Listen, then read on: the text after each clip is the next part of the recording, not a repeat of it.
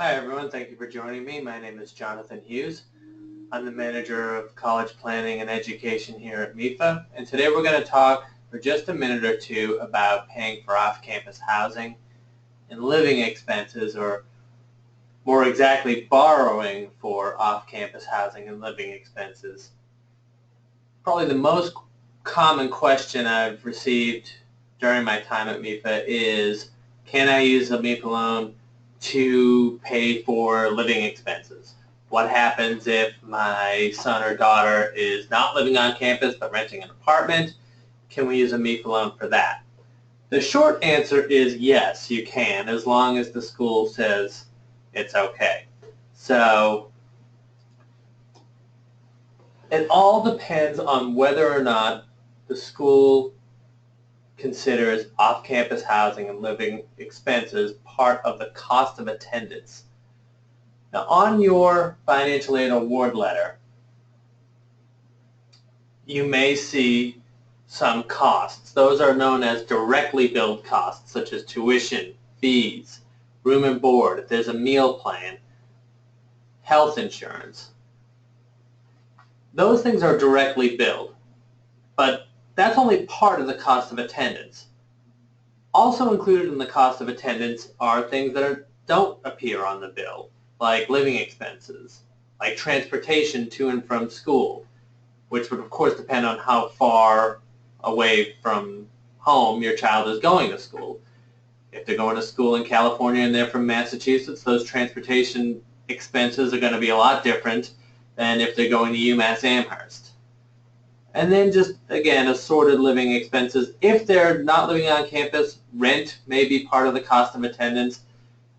So it all depends on what the student's cost of attendance is as determined by the college.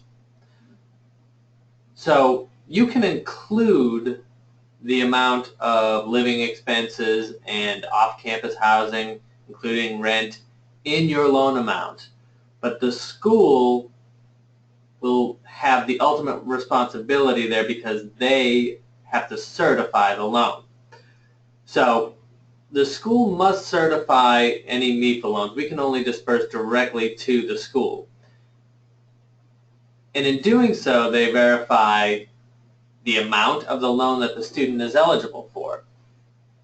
The school cannot certify above the cost of attendance minus any other financial aid.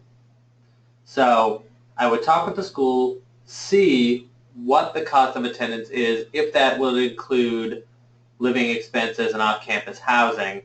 If so, how much will they certify for? And then you can go forward and include that amount in your MEFA loan application. Now, as I said before, we can only disperse money directly to the college. So what you'd also want to work out with the school is, once they get those funds from MEFA, how are they going to get the money for living expenses, including possibly rent, to the student or to the parent, usually to the student, so that they can make those payments or have that money to live on. So you want to consider that when you're considering also what time of year it is that you want to apply. If you have rent due on August 1st, you might want to start applying maybe a little bit earlier, whereas a school would possibly allow you to move in because they know a loan is coming. Of course, that would be a different story with rent. You need to have the rent there by August 1st. So in general, I would allow about 3 weeks or so before applying, before the money needs to get to the school when applying. So if your due date at the school is August 1st, or if you have to move into an apartment on August 1st, I would have an application into MEFA by the 4th of July. So again, the short answer on all this is you have to clear it with the school first.